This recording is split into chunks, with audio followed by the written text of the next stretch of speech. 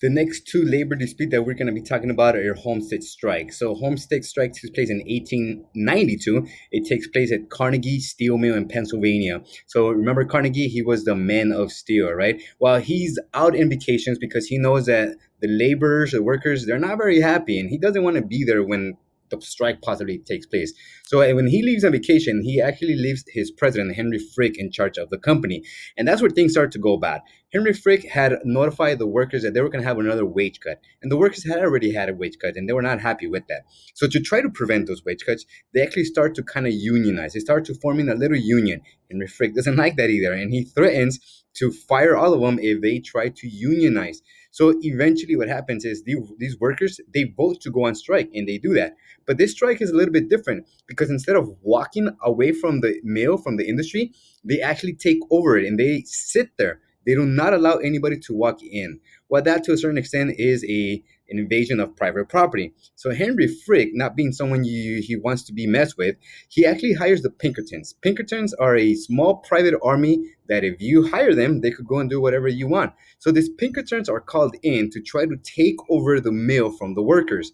When they arrive there, they try to get these workers to leave. Unfortunately, they aren't successful, so they do open fire. Scrimmages break out, fires from both sides. By the end of the fire, about 12 people are dead. I think it was like nine Pinkertons and three of the workers are dead. But the workers were able to keep the mill, so the Pinkertons fail on retaking the mill. Well, Frick is not going to give up, and he actually calls the governor for help. And the government now sends 8,500 militia to take over the mill. And again, we see a little bit of conflict between politics and private companies. So the private company is having the politicians work for them. But remember, it was the people who voted for the politician. So now the people, the voters are saying, well, wait a minute, if we vote for this politician, why is he siding with the employer? And so we start seeing again a little bit of the conflict between politics and private businesses. Eventually, what happens? Fricks he fires a lot of the people that went on strike. He blacklisted them, and to replace them, he hires what is known as scabs or African Americans, people who are willing to take low wages. And so, what happens at the end of it? Frick takes control of the mill one more time. Low wages continue. Unions are not allowed. African Americans are the ones that are replaced. That are the ones that are used to replace the strikers. The last one that we're going to be talking about is the Pullman strike in 1894. It takes place in Pullman, Illinois. It was a company town, and I'll explain a little bit about that in a minute. So again, part of the causes of the strike, again, we see cut in wages.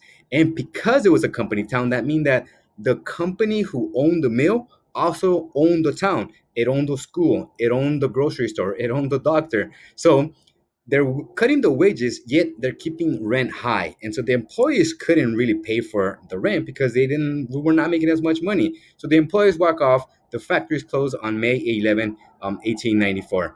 Railroad workers in other states actually joined the strike, so this was more of a larger strike than just a local strike. Railroad lines were halted in 25 states. Again, the president gets involved. President Grover Cleveland sends federal troops to Illinois. He forces them to go back to work. Looting and fires and workers, they start to turn railroad trains over. So there's a lot of damage being done. 4 million lost in property damage. Dozens of people died. 15,000 troops were called in to stop this strike.